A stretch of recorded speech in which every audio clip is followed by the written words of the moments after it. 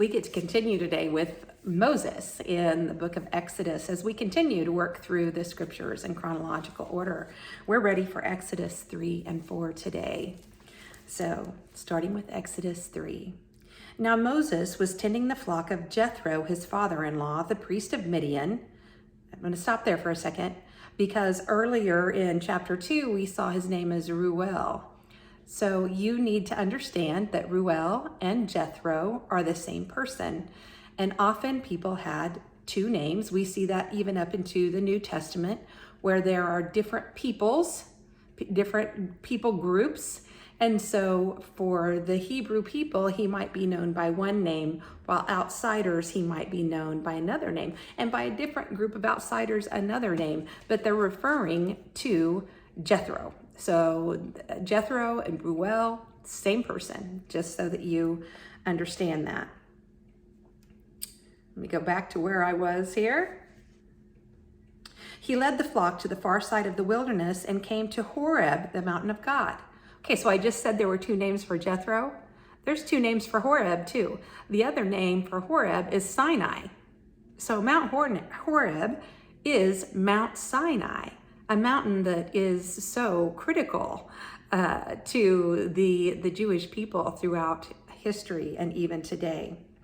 There the angel of the Lord appeared to him in the flames of fire from within a bush. Moses saw that though the bush was on fire, it did not burn up. So Moses thought, I will go over and see this strange sight, why the bush does not burn up. When the Lord saw that he had gone over to look, God called to him from within the bush, Moses, Moses. And Moses said, Here I am. The standard answer in the Old Testament when somebody is called, here I am. I'm here. I'm listening. What do you need? Here I am. Do not come any closer, God said. Take off your sandals, for the place where you are standing is holy ground. This is Mount Sinai. We'll hear more about this as time goes on. Then he said, I am the God of your father, the God of Abraham, the God of Isaac, and the God of Jacob. At this, Moses hid his face because he was afraid to look at God. The Lord said, I have indeed seen the misery of my people in Egypt.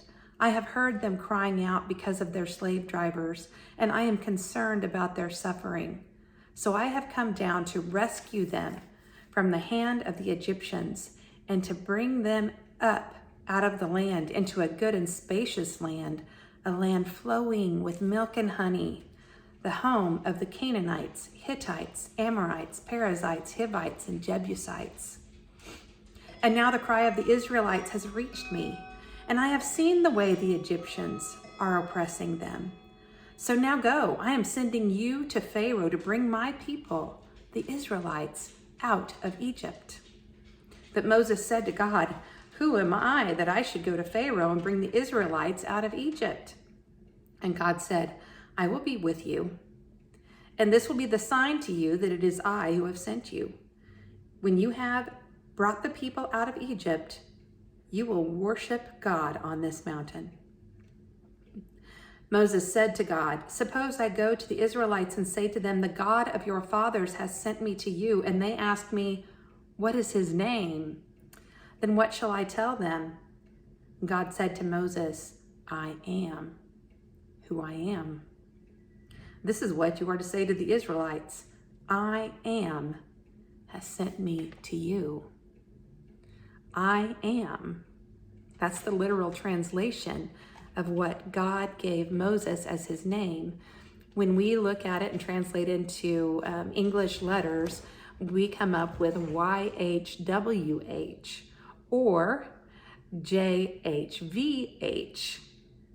So Yahweh is the typical pronunciation that we hear in Christianity. But if you put vowels with each of those letters, because there's not vowels, if you put vowels with each of those letters and you use the J and the V instead of the Y and the W, you could come up with Jehovah. And so when you hear Jehovah, they're talking about God. It could have been pronounced Yoha. So, I mean, there's multiple pronunciations that this name might have had. but there are no vowels when we translate this language. So what we have come up with is Yahweh. And if you have no vowels at all, the YHWH, I've heard people talk about how it's like a breath. And I think that's an interesting thing, just the life within us. I am. God is saying, I wasn't created. I have always been. I'm eternal. I always will be. I just am. I am sent you. God also said to Moses, say to the Israelites, the Lord, the God of your fathers, and I want to point out here that Lord is capital L and then small capital O-R-D in this translation. And that is typically how Yahweh is recorded in our Christian Bible that we use. Rather than using the YHWH or the JHVH, we have translated that to Lord, because we understand Lord is like a master, but it's not just a regular Lord. So when we hear Lord in regular conversation in scriptures, they're talking about somebody who's over them. It's a sign of respect. But whenever we see that Lord with the capital L and the small capitals O-R-D, that's talking about Yahweh. And that's really the word that is there in the original scriptures. So I could cross that out every time I see it and just say Yahweh, and that might be easier for you to follow. So whenever it's confusing, I'll try to point out to you that this is referring to God, not just a person. The Lord, the God of your fathers, the God of Abraham and the God of Isaac and the God of Jacob has sent me to you. That's what Moses is to tell them. This is my name forever. The name you shall call me from generation to generation. Go, assemble the elders of Israel and say to them, the Lord, the God of your fathers, the God of Abraham, Isaac, and Jacob, appeared to me and said, I have watched over you and have seen what has been done to you in Egypt, and I have promised to bring you up out of your misery in Egypt into the land of the Canaanites, Hittites, Amorites, Perizzites, Hivites, and Jebusites, a land flowing with milk and honey. So all of those would be a group of people who descended from a man with that name. So that's why, like, the Israelites are the descendants of Israel. And these all would be descendants of men who had these names, and the ites has been added to the end of it. He said it is a land flowing with milk and honey. The elders of Israel will listen to you. Then you and the elders are to go to the king of Egypt and say to him, the Lord, and that's the Yahweh, the God of the Hebrews, has met with us. Let us take a 3-day journey into the wilderness to offer sacrifices to the Lord our God. But I know that the king of Egypt will not let you go unless a mighty hand compels him. So I will stretch out my hand and strike the Egyptians with all the wonders that I will perform among them. After that, he will let you go. And I will make the Egyptians favorably disposed toward his people, so that when you leave, you won't leave empty-handed. Every woman is to ask her neighbor and any woman living in her house for articles of silver and gold and for clothing, which you will put on your sons and daughters, and so you will plunder the Egyptians. Okay, remember, they're living in slavery in Egypt, and they're supposed to tell them, I want your silver and your gold and your clay. And Moses has to be going, what? I could see running and escaping maybe, but wow, we're not even going to leave empty-handed. Moses answered, what if they do not believe me or listen to me and say, the Lord did not appear to you? This is chapter 4. Then the Lord said to him, what is that in your hand? A staff, he replied. The Lord said, throw it on the ground. Moses threw it on the ground, and it became a snake, and he ran from it. Then the Lord said to him, reach out your hand and take it by the tail. So Moses reached out and took hold of the snake, and it turned back into a staff in his hand. This, said the Lord, is so that they may believe that the Lord, the God of your fathers, and God of Abraham, the God of Isaac, and the God of Jacob, has appeared to you. Then the Lord said, put your hand inside your cloak. So Moses put his hand into his cloak, and when he took it out, the skin was leprous, and it became white as snow. Boy, leprosy was not a thing to mess around with. It was a death sentence, and it would remove you from society because of how contagious it was. So pulling out his hand and seeing that would have been very shocking. Now put it back in your cloak, he said, God said. So Moses put his hand back into his cloak, and when he took it out, it was restored, like the rest of his flesh. Then the Lord said, if they do not believe you or pay attention to the first sign, they may believe the second. But if they do not believe these two signs or listen to you, take some water from the Nile and pour it on the dry ground. The water you take from the river will become blood on the ground. Moses said to the Lord, pardon your servant, Lord. I have never been eloquent, neither in the past, nor since you have spoken to your servant. I am slow of speech and tongue. Now, is Moses just making excuses because he's scared? There's debate about that. There's also debate that he really did have some kind of a speech issue, that he possibly even had a speech impediment or a lisp or a cleft or something that interfered with his normal speech. The Lord said to him, who gave human beings their mouths? Who makes them deaf or mute? Who gives them sight or makes them blind? Is it not I, the Lord? Now go, I will help you speak and will teach you what to say. But Moses said, pardon your servant, Lord, please send someone else. Then the Lord's anger burned against Moses, and he said, what about your brother, Aaron, the Levite? I know he can speak well. He's already on his way to meet you, and he will be glad to see you. You shall speak to him and put words in his mouth. I will help both of you speak and will teach you what to do.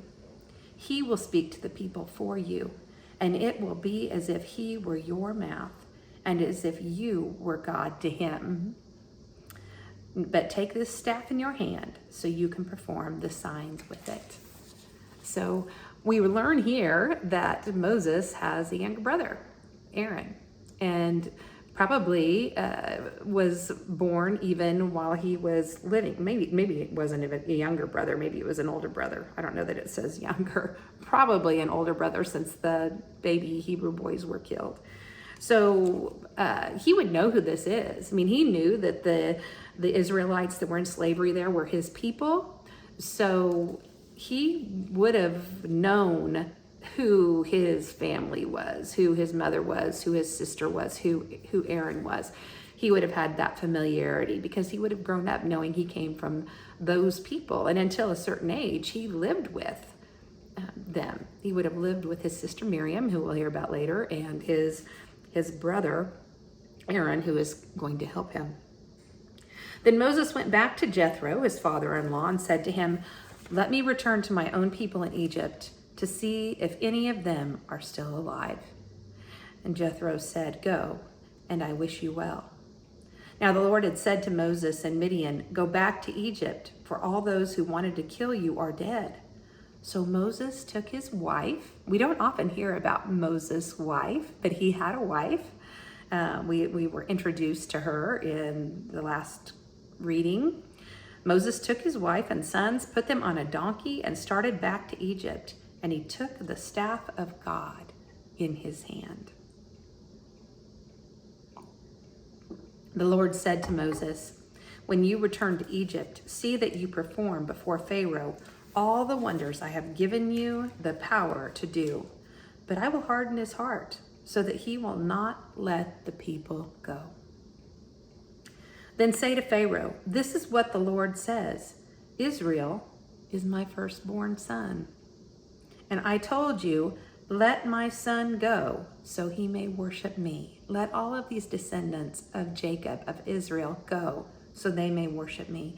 But you refuse to let him go, so I will kill your firstborn son. At a lodging place on the way, the Lord met Moses and was about to kill him. What?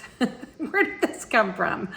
God is sending Moses. Why is this happening? But Zipporah, that would be Moses' wife, took a flint knife, cut off her son's foreskin, and touched Moses' feet with it. Okay, so now we hear Moses never circumcised his son, which was commanded of God that they do. And so he has not been faithful to God. And it says the Lord was going to kill him, was about to kill him. But Zipporah saved him. Surely you are a bridegroom of blood to me, she said. So the Lord let him alone. At that time, she said, bridegroom of blood, referring to circumcision. The Lord said to Aaron, now this would be Moses' brother, back in Egypt. The Lord said to Aaron, go into the wilderness to meet Moses. So he met Moses at the mountain of God and kissed him.